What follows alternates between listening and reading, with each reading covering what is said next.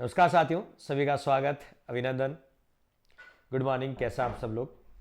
साथियों, एक बेहद ही महत्वपूर्ण टॉपिक था, लगातार आप लोगों के एग्जाम की दृष्टि से बेहद ही महत्वपूर्ण, अकाल, सूखा, मरुस्थलीकरण, आपदा प्रबंधन।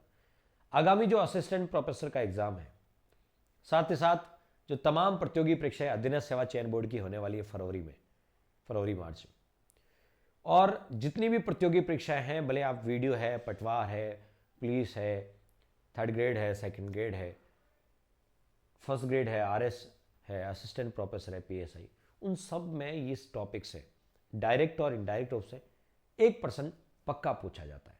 तो आज क्यों ना अपन उस 1% को पक्का कर लेते हैं। तो टॉपिक रहेगा आज अपना, जिसको अपन पढ़ने वाले हैं, अकाल,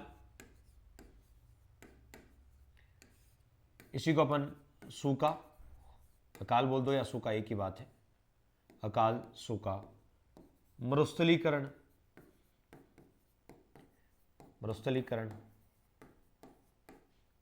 आपदा प्रबंधन, डिजास्टर मैनेजमेंट, आपदा प्रबंधन, आपदा और आपदा प्रबंधन। आपदा डिजास्टर में कौन कौन सी आती है? बाढ़ आता है, बाढ़ भी इसी में आती है, आग लगना, आगजनी भी इसी में, आपदा, और उसको मैनेजमेंट कैसे किया जाए, आपदा प्रबंधन। कौन सा? आपदा प्रबंधन। तो ये जो एक कॉन्क्लूसिव टॉपिक है, और आपदा प्रबंधन को रोकथाम के लिए क्या क्या प्रयास किए जा रहे हैं, ये जो टॉपिक है एक ही टॉपिक है। वैसे कभी ज्योग्राफी में इस टॉपिक को लिख देते हैं, असिस्टेंट प्रोफेसर में ज्योग्राफी में लिखा है, कहीं इकोनॉमिक्स में लिख देते हैं इस टॉपिक को, लेकिन ये टॉपिक आपके एग्जाम की दृष्टि से ओवरऑल बात करें तो बेहद ही महत्वपूर्ण टॉपिक है। तो चलिए शुरुआत करते हैं। लेकिन आप हमारे चैनल पे नए हैं, जीके पॉइंट राहुल, तो उसे सब्सक्राइब कर दीजिए, बेल आइकन को प्रेस कर दीजिए, नोटिफिकेशन मिलता रहे। और साथ ही साथ आप हमारा टेलीग्राम चैनल भी ज्वाइन कर सकते हैं, जहाँ पर इसकी आपको पीडीएफ मिल जाएगी। जो हमारा यूट्यूब चैनल का नाम है वही टेलीग्राम का नाम है, तो उसको भी आप ज्वाइन कर सकते हैं। तो चलिए, कैसे प्रश्न पूछे जाते हैं तो उस पर आज अपन बात करते हैं। सबसे पहली महत्वपूर्ण बात, अकाल, सूखा, मरुस्थलीकरण, ये आज अपना टॉपिक है। अकाल के क्या कारण हैं, फिर उनके रोकने के उपाय क्या है, और अकाल का क्या प्रभाव पड़ता है।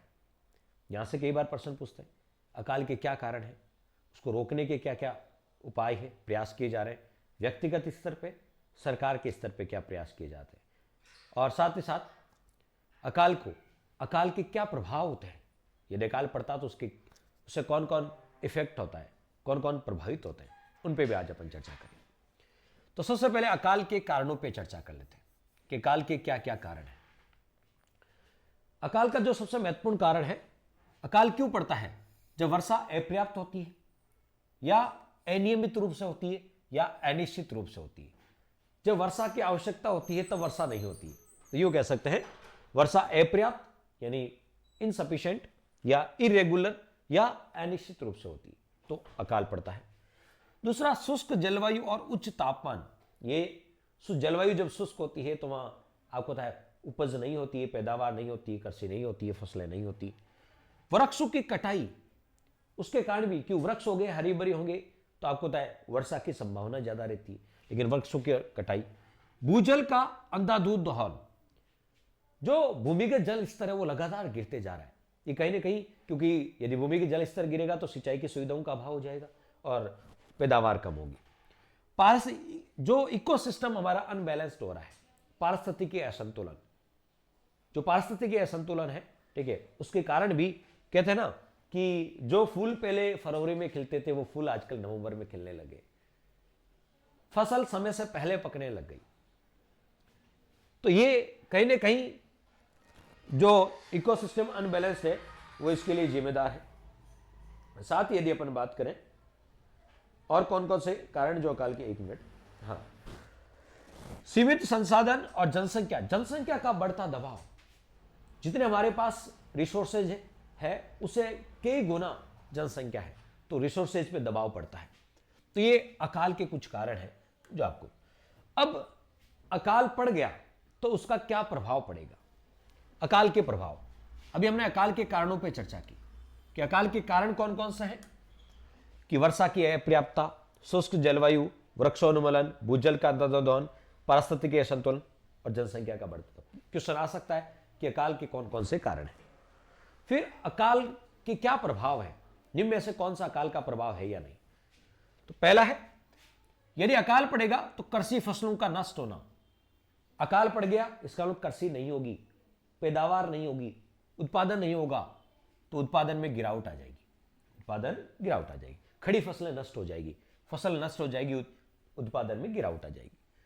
उद्योगों के लिए कच्चे माल का संकट, जब उत्पादन ही नहीं होगा तो कच्चा माल कहां से लाएंगे, और कच्चा माल नहीं लेंगे तो बताओ उद्योगों में मैन्युफैक्चरिंग की समस्या होगी, और जब मैन्युफैक्चर ही नहीं होगा तो प्रोडक्शन में कमी आएगी। जनता की क्रय शक्ति का ह्रास होना, कम होना। देखिए भारत में लगभग 60% आबादी कृषि पर निर्भर है। यदि कृषि नहीं हुई तो बताओ वो अपनी फसल, जब कृषि नहीं हुई यानी उन्हें उसकी फसल का पैदावार ही नहीं हुई तो बताओ उनके पास आमदनी का सोर्स ही कृषि है। जब फसल का उत्पादन ही नहीं हुआ, फसल का उत्पादन ही नहीं हुआ तो बताओ उनकी आमदनी कम हो जाएगी, उनके पास पैसे नहीं होंगे, तो वो फिर और किसी भी प्रकार के परचेजिंग पावर, क्रय शक्ति, खरीदने की क्षमता कम हो जाएगी। यदि इस साल पैदावार ही नहीं होती है तो आपको पता है कोई यदि नई मोटरसाइकिल लाने का प्लान कर रहा तो वो भी नहीं ला पाएगा, तो क्रय शक्ति कम हो जाएगी। जब अकाल पड़ गया तो लोगों को कृषि में रोजगार नहीं मिलेगा, कृषि में रोजगार नहीं मिलेगा तो लोग बेरोजगार हो जाएंगे, कि बहुत सारे लोग कृषि पे आपको आश्रित है। वस्तु की मांग में वृद्धि, मान लीजिए इस बार अकाल पड़ गया और गेहूं नहीं हुआ, बाजरा नहीं हुआ, मान लीजिए चना नहीं हुआ, तो उसकी डिमांड बढ़ जाएगी। तो वस्तु की क्यों सप्लाई कम होगी, किन्स की थ्योरी, सप्लाई और डिमांड। सप्लाई कम हुई तो डिमांड बढ़ जाएगी यानी महंगाई बढ़ेगी। औद्योगिक उत्पादन में गिरावट, मैंने पहले कहा कि बहुत सारे उद्योग कच्चे माल पर निर्भर है। जब कृषि नहीं हुई, उत्पादन नहीं हुआ तो कच्चा माल नहीं होगा, कच्चा माल नहीं होगा तो प्रोडक्शन कहां से होगा, तो उत्पादन में, हमारे इंडस्ट्रियल प्रोडक्शन में गिरावट आ जाएगी। तो ये बहुत इंपॉर्टेंट है कि अकाल के क्या क्या प्रभाव है, या कौन सा अकाल का प्रभाव है या नहीं। आगे बात करते हैं अकाल को रोकने के क्या क्या उपाय है। अकाल की रोकथाम के लिए कौन कौन से उपाय किए जाने चाहिए। अकाल को रोकने के लिए सबसे पहले वर्षा जल का संरक्षण करना होगा, वाटर हार्वेस्टिंग, वर्षा जल का, रेन वाटर हार्वेस्टिंग, वर्षा जल का टांका बना के या भूमि का टैंक बना के वर्षा जल का संरक्षण करना होगा। वर्षा जल का संरक्षण करेंगे तो भूमि के जल स्तर में वृद्धि होगी, भूमि के जल स्तर में वृद्धि होगी तो कुओं में पानी होगा, ट्यूबवेल में पानी होगा, ट्यूबवेल में पानी होगा, कुओं में होगा, तो लोगों का सिंचाई की सुविधा बढ़ेगी और उत्पादन बढ़ेगा। वृक्षारोपण अभियान, यानी वृक्ष जितने ज्यादा हो सके वृक्ष लगाएं, वृक्षारोपण अभियान चलाने। सिंचाई सुविधाओं का विस्तार, नहरों के माध्यम से, तालाब का माध्यम से, कुओं के माध्यम से सिंचाई सुविधाओं का विस्तार किया जाए, ताकि जहां वर्षा नहीं होती है वहां नहरों के माध्यम से सिंचाई हो, ताकि अकाल को रोका जा सके। सरकार भी बहुत सारी योजनाएं चला रही है, उन पे आगे जिक्र करेंगे, चर्चा करेंगे कि सरकार अकाल को रोकने के लिए कौन कौन सी प्रयास कर रही, कौन कौन सी योजना चला रही। अकाल के प्रकार, मोस्टली यदि बात करें तो अकाल के 3 प्रकार हैं, अन्नकाल, जलकाल, तरणकाल। जब अकाल पड़ता है और फसलों का उत्पादन नहीं होता, खाने वाले खाद्यान्नों का उत्पादन नहीं होता, जब खाद्यान्न यानी अन्न नहीं होगा तो अन्न का अभाव होगा, तो यह अन्नकाल है। कई बार पीने के आसपास पानी नहीं मिलता, जल का अभाव हो जाता है, तो यह जलकाल है। और जब पशुओं को चारे का, मान लीजिए चारा नहीं मिलता तो बताओ चारे के लिए जो अभाव हो जाता है तो उसे बोलते हैं तरणकाल। और जब ये यानी अन्नकाल, जलकाल, तरणकाल यानी चारे का काल, जब ये तीनों, न तो अन्न मिलता है खाने के लिए मानव को, न पशुओं को चारा मिलता है, उन्हें पीने का पानी मिलता है, जब तीनों होता है तो उसे बोलते हैं त्रिकाल, यानी अन्न, जल और चारे तीनों का भयंकर संकट आता है तो उसे बोलते हैं त्रिकाल। 1887-88 में त्रिकाल पड़ा था, 1899 में, 2002-3 में और 4-5 में, ये ऐसा टाइम था जहां त्रिकाल पड़ा, यानी अन्न, जल और चारे तीनों की कमी हो गई थी। तो ये त्रिकाल कब कब पड़े थोड़ा ये भी देखना। अब तक कौन कौन से अकाल पड़े हैं, अब तक कौन कौन से प्रमुख अकाल। पंचकाल, ये 1812 से 1812-13 में पड़ा था। शेषा भदूसा काली अकाल के नाम रखे गए 1842-43 में। 56 अकाल सबको याद है, विक्रम संवत 1956, और वैसे 1899 ईस्वी में पड़ा था। 56 क्यों बोलते हैं, विक्रम संवत 1956 में पड़ा था। व्रत अकाल मैक्रोडाउट 2002-3 में। 40 अकाल 1983 में। महाअकाल 1987-88 में। तो पूछ सकते हैं पंचकाल कब पड़ा था, ठीक है, सहसा वधूसा काल कब पड़ा था, छप्पनिया काल कब पड़ा था। छप्पनिया काल वाला हमेशा पूछते हैं कि ये कब पड़ा था। सूखे की परिभाषा, अकाल या सूखे की परिभाषा, अकाल या सूखे की परिभाषा। भारतीय मौसम विज्ञान विभाग उसके अनुसार दो प्रकार का सूखा होता है, एक तो होता सामान्य सूखा और एक होता भयंकर सूखा, प्रचंड सूखा। तो भारतीय मौसम विज्ञान विभाग के अनुसार दो प्रकार का सूखा होता है, एक तो सामान्य सूखा और एक प्रचंड या भयंकर सूखा। सामान्य सूखा किसे बोलते हैं? यदि औसत वर्षा से 25% कम वर्षा होती है तो से औसत वर्षा मान लीजिए होती है 50 सेंटीमीटर, औसत वर्षा 50 है, उससे भी 25 कम हुई यानी केवल 25% हुई। औसत वर्षा जो होती है, मान लीजिए औसत वर्षा होती है 50 सेंटीमीटर और इस बार 25 सेंटीमीटर हुई, तो औसत वर्षा से भी 25% कम हुई। यदि औसत वर्षा से 25% कम वर्षा होती है, ठीक है, तो उसे बोलते हैं सामान्य सूखा। मान लीजिए औसत वर्षा है 100 सेंटीमीटर और 25% कम हुई है, यानी 100 होती है औसत, लेकिन इस बार 75 सेंटीमीटर कम हुई है, 25 कम हो गई, ठीक है, तो वो क्या कहलाएगा? सामान्य सूखा। औसत वर्षा जितनी भी होती है, यदि उस औसत वर्षा से 25 सेंटीमीटर कम वर्षा हुई है तो सामान्य नॉर्मल सूखा है, क्योंकि औसत वर्षा से 25% ही कम हुई है। यदि औसत वर्षा से 50 सेंटीमीटर से अधिक कमी आ जाती है, मान लीजिए औसत वर्षा है 100 सेंटीमीटर और इस बार हुई है 40 सेंटीमीटर ही, तो औसत वर्षा से 50 से ज्यादा कमी हो, 60% कम हो गया, 50% से अधिक वर्षा में कमी आ गई।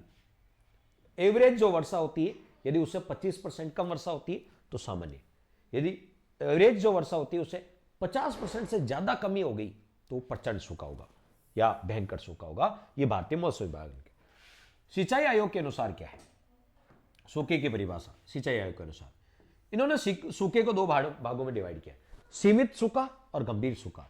यदि औसत वर्षा से 25 से 50% कम होती है तो सीमित सूखा है। यदि औसत वर्षा से 50 सेंटीमीटर से अधिक कमी हो जाती है, 50 से भी ज्यादा, तो गंभीर सूखा है, 50 तक होती है तो सीमित सूखा है। तो अलग अलग सूखे की डेफिनेशन पूछ सकते हैं कि भारतीय मौसम विज्ञान विभाग के अनुसार क्या है, सिंचाई आयोग के अनुसार सूखा किसे कहा जाता है, सीमित सूखा किसे कहा जाता है, प्रचंड सूखा किसे कहा जाता है। अब आ जाते हैं, ये तो सूखे की बात होगी, सूखा या अकाल के बारे में चर्चा की। मरुस्थलीकरण, अब आ जाते हैं किस पे? मरुस्थलीकरण, या इसको बोलते हैं भूमि क्षरण। क्या है मरुस्थलीकरण? मरुस्थलीकरण एक ऐसी प्रक्रिया है जिसके द्वारा प्राकृतिक या मानव निर्मित कारक, कोई सा भी फैक्टर हो सकता है, नेचुरल फैक्टर भी हो सकता है और ह्यूमन बीइंग फैक्टर भी हो सकता है, के कारण शुष्क और अर्ध शुष्क भूमि की जैविक उत्पादकता में कमी हो जाती है। कुल मिलाकर मरुस्थलीकरण का मतलब है कि भूमि की उपजाऊ क्षमता में कमी आ जाती है, भूमि की जो उपजाऊ क्षमता है उसमें क्या आ जाती है? कमी आ जाती है। अब यदि बात करें मरुस्थलीकरण के कारण, क्या क्या कारण है? मरुस्थलीकरण का अर्थ समझ लिया हमने कि भूमि की जैविक उत्पादक क्षमता में क्या आ जाती? कमी आ जाती है। ये इंपॉर्टेंट लगा लो, मरुस्थलीकरण का कारण हर एग्जाम में पूछते हैं, ऑलमोस्ट हर एग्जाम में पूछते हैं मरुस्थलीकरण के क्या कारण है, ये हमेशा पूछते हैं। तो मरुस्थलीकरण के कारण की बात करें तो वर्षा की कमी, यानी अरावली का वृष्टि छाया प्रदेश, ये भी राजस्थान में वर्षा की कमी। अतिचारण, अनियंत्रित पशु चराई, ये भी मरुस्थलीकरण का कारण है। वृक्षों की कटाई, वृक्षोन्मूलन, वृक्षों की कटाई करना, यह भी बहुत महत्वपूर्ण कारण है। अवैज्ञानिक तरीके से कृषि करना, जैसे स्थानांतरित कृषि, वृक्षों को कटाकर या जलाकर जो खेती करते हैं, जिसे जूमिंग या वालरा बोलते हैं, चिमाता दजिया दक्षिण राजस्थान में, वो भी। मृदा का अपरदन, मृदा का कटाव होना, इससे उपजाऊ भूमि जो ऊपर वाली उपजाऊ परत है वो उसका कटाव हो जाता है। क्लाइमेट चेंज, ये भी कहीं ना कहीं मरुस्थलीकरण के लिए जिम्मेदार है। प्राकृतिक आपदाएं, प्राकृतिक आपदाओं में कौन से? बाढ़, सूखा, भूस्खलन, ये भी मरुस्थलीकरण के लिए जिम्मेदार है।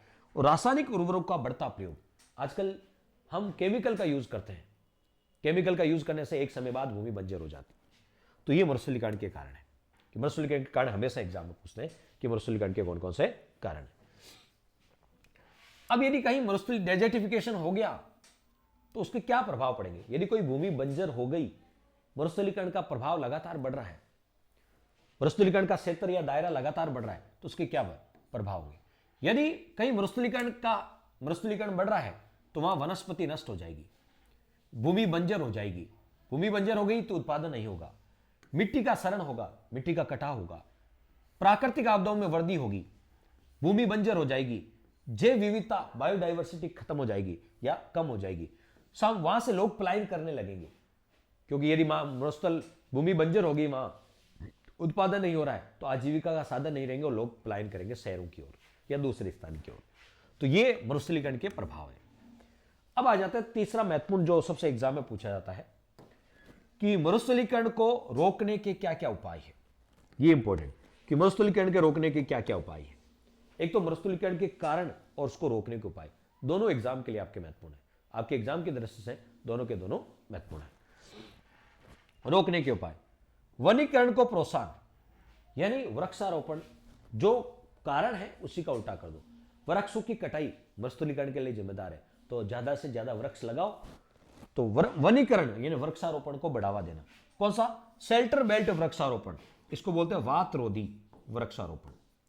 वातरोधी वृक्षारोपण यानी वृक्षों की जो वृक्ष अपन रोपते हैं वो एक पंक्ति के रूप में, कतार के रूप में, ताकि वो मरुस्थल को रोक सके, क्योंकि मिट्टी वायु के साथ एक स्थान से दूसरे स्थान पर जाती है और जब वृक्ष होंगे तो उसे टकरा के वहीं मिट्टी रुक जाएगी।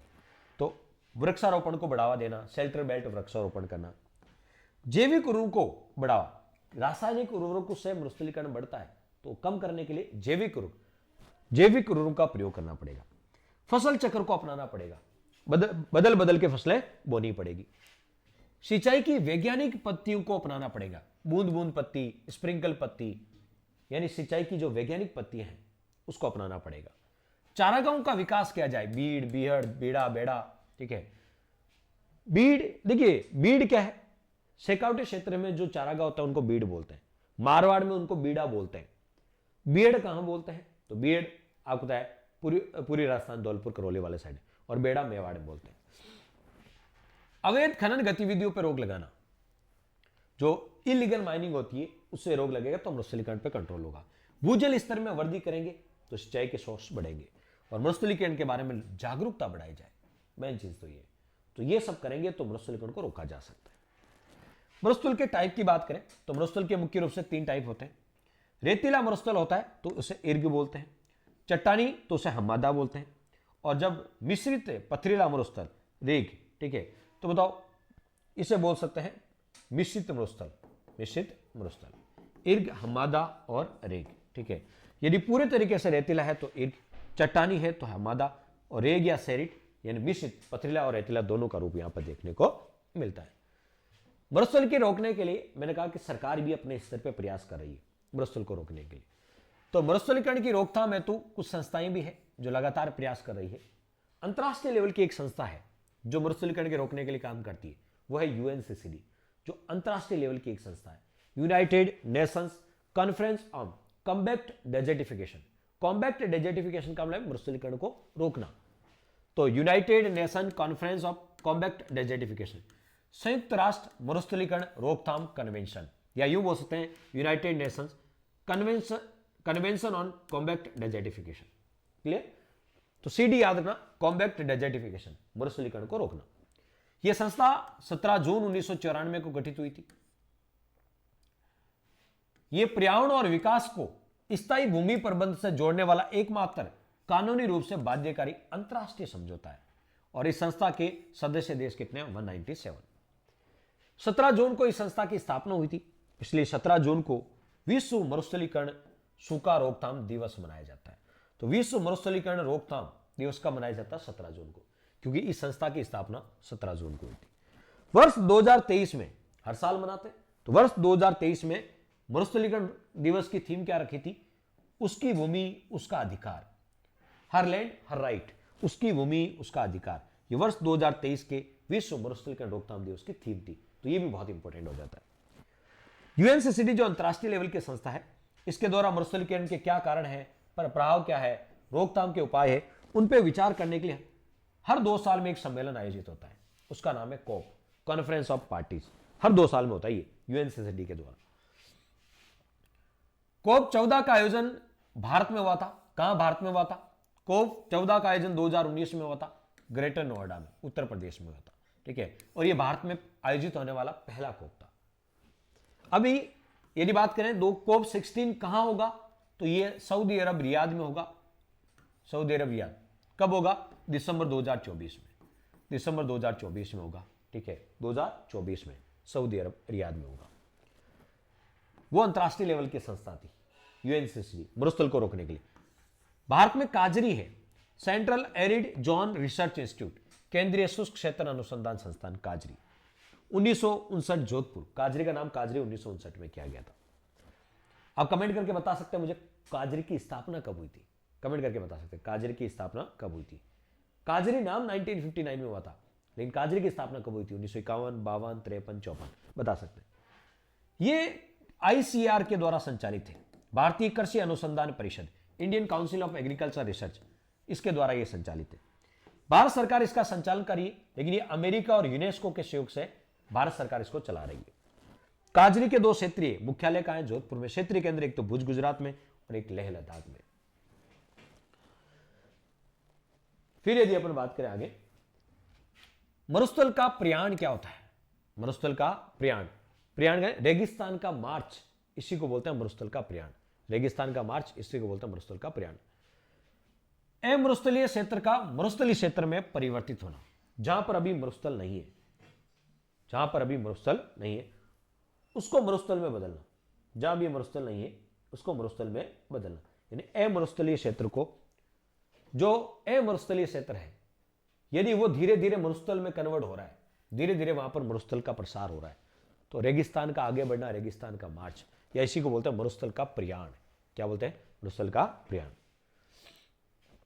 तो ये हमने बात की मरुस्थलीकरण की। मरुस्थलीकरण के बारे में हमने चर्चा की, क्या कारण है, उसके प्रभाव क्या है, रोकने के उपाय क्या है, सरकार कौन कौन से अंतर्राष्ट्रीय लेवल पे कौन सी संस्था है, मरुस्थलीकरण दिवस कब मनाया जाता है, इनके बारे में बात की। अब अलग अलग क्षेत्रीय कार्यक्रम है। मैंने कहा ना कि अकाल, सूखा, मरुस्थलीकरण, इन सब को रोकने के लिए अलग अलग सरकार भी अपने स्तर पर प्रयास कर रही है। क्षेत्रीय कार्यक्रम जैसे डांग क्षेत्र विकास कार्यक्रम, डांग क्षेत्र का विकास कर, अभी नए जिले बन गए, 50 हो गए, और 3 जो नए जिले हैं उनकी केवल घोषणा हुई है, अभी इंप्लीमेंट नहीं हुआ है, क्रियान्वयन नहीं हुआ है। तो अभी 53 नहीं मानना है राजस्थान में, अभी राजस्थान में 50 जिले हैं। लेकिन ये जो मैं बता रहा हूं, ये हम पुराने जिलों के अनुसार ही बता रहा हूं कितने जिलों में चल रहा है ये कार्यक्रम, क्यों नए जिलों का अभी पूरा क्लैरिफिकेशन नहीं आएगा तब इसमें ऐड कर देंगे। डांग क्षेत्र विकास कार्यक्रम, डांग क्या है? बीएड क्षेत्र में जो पहाड़ियां होती है उनको डांग कहा जाता है। ये कार्यक्रम कब हुआ ये ध्यान रखना। ये डांग विकास कार्यक्रम की शुरुआत 1995-96 में हुई थी, लेकिन अभी वापस कब शुरू हुआ? 2004-05 में। 95-96 में शुरू हुआ था लेकिन बंद हो गया, वापस अभी सबसे लेटेस्ट 2004-05 में शुरू हुआ था। ये 8 जिलों में संचालित, अब तो जिले ज्यादा हो बन गए, इसमें ज्यादा जिले आते हैं, ठीक है, कि भरतपुर को तोड़ के डी कर दिया, भरतपुर को तोड़ के क्या कर दिया? डी कर दिया, ठीक है। तो अब तो ज्यादा जिले हो गए, लेकिन पुराने के अनुसार ही बात कर रहे हैं कि असिस्टेंट प्रोफेसर में आपके अभी जितने भी है ऑलमोस्ट फरवरी तक एग्जाम होंगे उनमें ये आएंगे। 8 जिलों में संचालित है, ठीक है, 8 जिलों में, और 2 संभाग, भरतपुर संभाग और कोटा संभाग, 8 जिलों में संचालित है। ये थोड़ा देख लेंगे। ये 100% राजस्थान सरकार का कार्यक्रम है। इसका उद्देश्य 10 प्रभावित जो डांग क्षेत्र है उसका सामाजिक आर्थिक विकास करना, रोजगार विकसित करना, सामाजिक परिसंपत्तियों का सृजन करना। नेक्स्ट, मेवात क्षेत्र कब शुरू हुआ वो याद रखना, आप सबसे ज्यादा वही पूछता है। मेवात क्षेत्र विकास कार्यक्रम, अलवर भरतपुर में मेव जाति के लोग रहते हैं, उस क्षेत्र को मेवात बोलते हैं। ये 1987-88 में शुरू हुआ था। ये 2 जिलों में, अलवर और भरतपुर, पुराने के अनुसार। बाकी अलवर में, अलवर को तोड़ के आपको पता है ये खेरतल तिजारा कर दिया, कोटपुतली बहरोड कर दिया, ठीक है, भरतपुर को तोड़ के डी कर दिया। तो नए जिले के अनुसार तो ज्यादा चाहिए, पुराने जिले के अनुसार मेवात विकास कार्यक्रम 2 जिलों में चल रहा है, अभी पुराने के अनुसार ही पढ़ेंगे अपन। ये 100% राज्य सरकार का है, राज्य सरकार का। मगरा विकास कार्यक्रम, ये कब शुरू हुआ था? मगरा होता क्या है? दक्षिणी और मध्य राजस्थान में जनजातीय जिलों को छोड़कर जो पहाड़ी और पथरीला क्षेत्र है, ठीक है, उसे मगरा बोलते हैं। ये 2005-06 में शुरू हुआ था, 5 जिलों में संचालित है, 100% राजस्थान सरकार का। सीमावर्ती क्षेत्र विकास कार्यक्रम, बॉर्डर एरिया डेवलपमेंट प्रोग्राम, कब शुरू हुआ? 1966 से, लेकिन वापस कब शुरू हुआ? 1993-94। बॉर्डर से अंतरराष्ट्रीय जो सीमा लगाते हैं, अंतरराष्ट्रीय सीमा गांधीनगर, बीकानेर, जैसलमेर, बाड़े, पहले 4 ही लगाते थे, अब तो कौन? फलोदी भी लगा रहा है।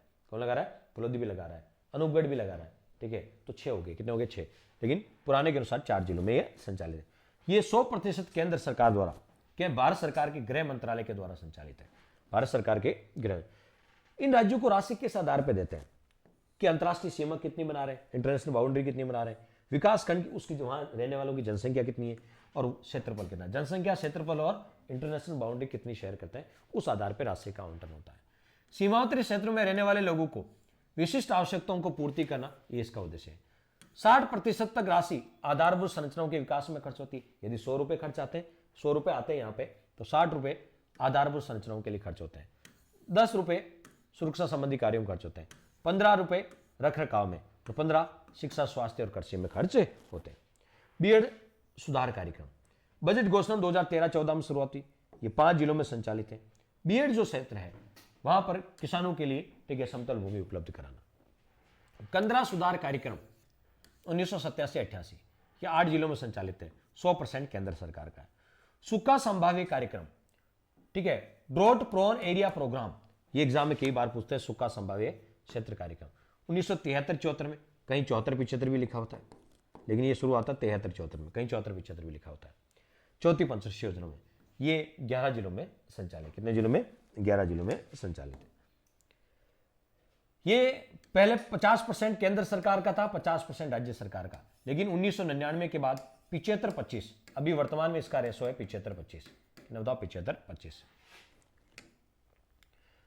डीडीपी, ये भी बहुत इंपॉर्टेंट, डेजर्ट डेवलपमेंट प्रोग्राम, मरुभूमि विकास कार्यक्रम, ये 1977-78 में 5वीं पंचवर्षीय योजना में शुरू हुआ था।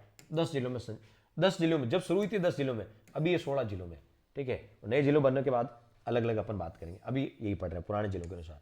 और 75-25 का रेशो है।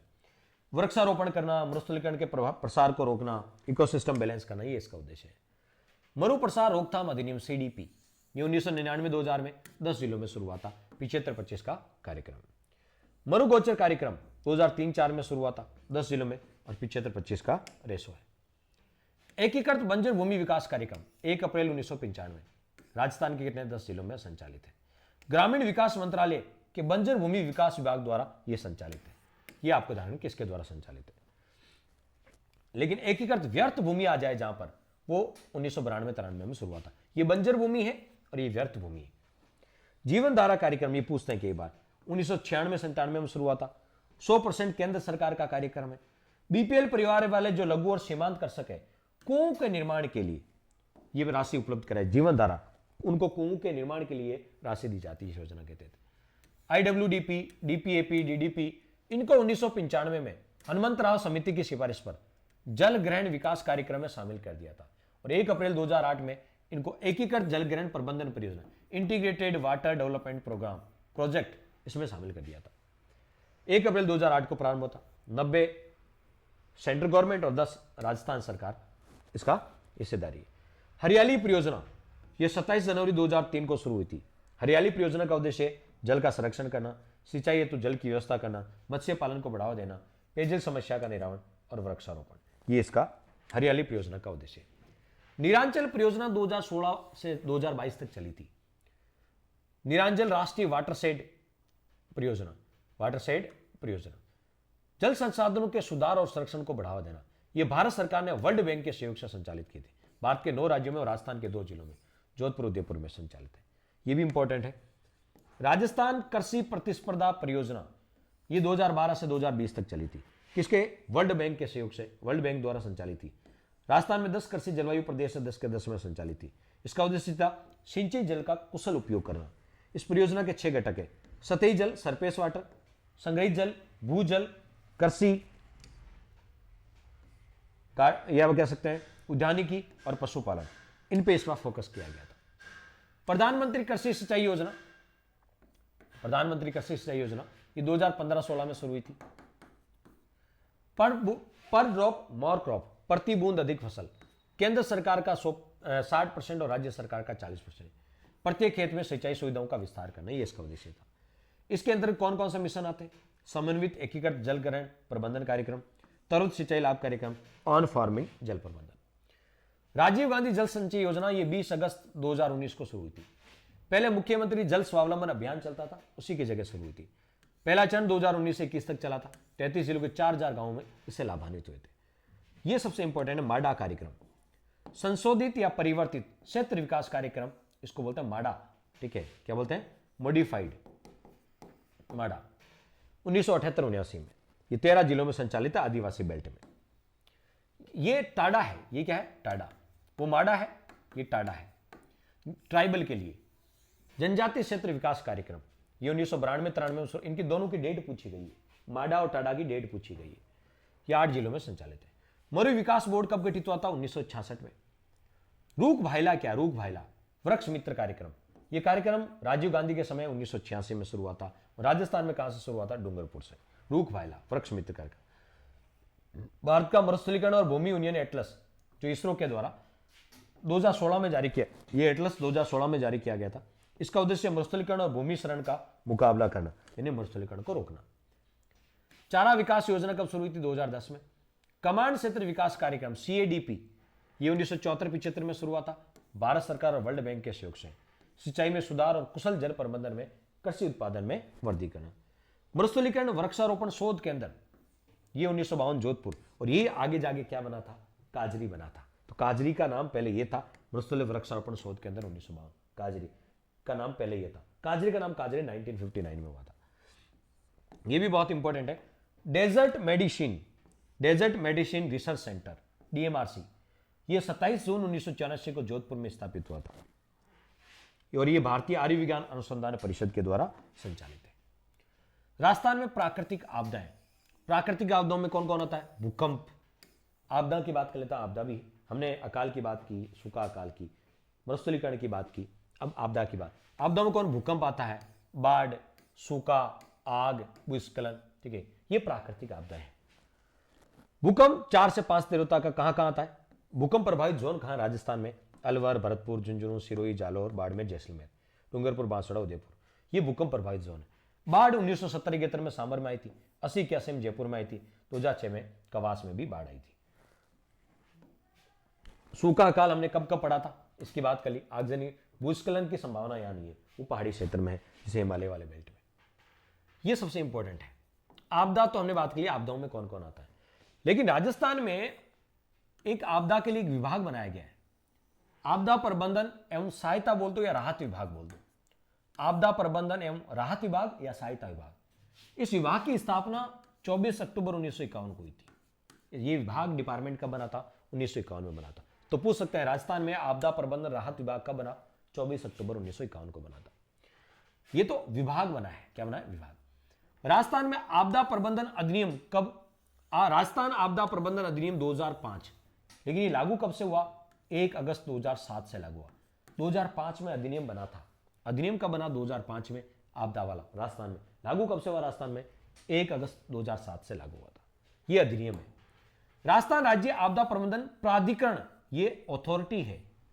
Rajasthan state disaster management authority, देखो ये विभाग है, ये अधिनियम है, ये अथॉरिटी है। राजस्थान राज्य आपदा प्रबंधन अथॉरिटी। इस अथॉरिटी को कब बनाया था? 6 सितंबर 2007 को बनाया था। ठीक है। और इस अथॉरिटी के अध्यक्ष होते हैं मुख्यमंत्री, खुद मुख्यमंत्री इसके अध्यक्ष होते हैं। और राजस्थान में आपदा प्रबंधन नीति कब लागू हुई थी? ये 25 अक्टूबर 2007 को। तो ये 4 फैक्ट याद करना है, बहुत इंपॉर्टेंट है। कौन से? आपदा विभाग कब बना राजस्थान में? 1951 में बना था। आपदा अधिनियम कब लागू हुआ? 1 अगस्त 2007 से। आपदा प्राधिकरण कब बना? 6 सितंबर 2007। और प्रबंधन, आपदा प्रबंधन नीति कब? 25 अक्टूबर 2007। अगस्त, सितंबर, अक्टूबर, 7-7-7 अधिनियम, प्राधिकरण, नीति और विभाग 1951। तो ये चारों याद रखना कि विभाग कब बना, अधिनियम कब बना, प्राधिकरण कब और नीति। राजस्थान में सूखे या अकाल से निपटने के लिए नोडल विभाग किसे बनाया? तो राजस्थान में सूखे या अकाल से निपटने के लिए नोडल विभाग किसे बनाया? आपदा प्रबंधन और राहत विभाग। आपदा प्रबंधन और राहत विभाग जो 1951 में स्थापित हुआ था, ये नोडल विभाग है सूखे से निपटने के लिए, अकाल और सूखे से निपटने के लिए। तो ये था आज का सेशन, जिसमें हमने अकाल, सूखा, मरुस्थलीकरण और आपदा प्रबंधन के बारे में बात की। और ये एग्जाम के लिए बहुत महत्वपूर्ण है। क्षेत्रीय विकास कार्यक्रम को भी साथ साथ अपने शामिल कर लिया, क्योंकि ये एग्जाम के लिए बहुत। कार्यक्रम का इतना याद रखना, कौन सा कार्यक्रम कब शुरू हुआ, कितने जिलों में संचालित है, बाकी और कुछ नहीं पूछा जाता इनका, या केंद्र सरकार का रेशो कितना है। बाकी यहां से मरुस्थलीकरण का हमेशा प्रश्न आता है। ठीक है। साथ ही साथ ये जो 4-5 विभाग है, अधिनियम है, प्राधिकरण है, ठीक है, नीतियां हैं, इनके क्वेश्चन भी पूछे जाते हैं। या सूखे के लिए नोडल विभाग कौन सा है, इस टाइप, या मरुस्थलीकरण का प्रयाण क्या है, इस टाइप के प्रश्न पूछे। अब आप प्रश्न करके देखें, सारे प्रश्न आपके सोल्व हो जाएंगे। अकाल, सूखा, मरुस्थलीकरण, आपदा से रिलेटेड कोई सा भी प्रश्न कर लो। जनरल एक अवेयरनेस, जनरल समझ इस टॉपिक की होनी चाहिए। तो मैंने प्रयास किया कि बेसिक कंसेप्ट आपके तैयार हो जाए, ताकि कैसा भी प्रश्न आए आपका गलत ना हो। तो आई होप ये टॉपिक आपको अच्छे समझ में आएगा। फिर भी कोई डाउट है तो कमेंट्स बॉक्स में लिख देना, ठीक है। और हमारे टेलीग्राम चैनल ज्वाइन कर लीजिए, उसकी पीडीएफ वहाँ पे मिल जाएगी, जीके पॉइंट राहुल, ठीक है। चैनल पे नए हैं तो चैनल को सब्सक्राइब कर लीजिए। क्लास कैसे लगी और अगला लेक्चर आप किस पे चाहते हैं, ठीक है, कौन से टॉपिक पे चाहते हैं अगला लेक्चर, वो भी कमेंट बॉक्स में लिखें। धन्यवाद साथियों, जय हिंद, जय भारत।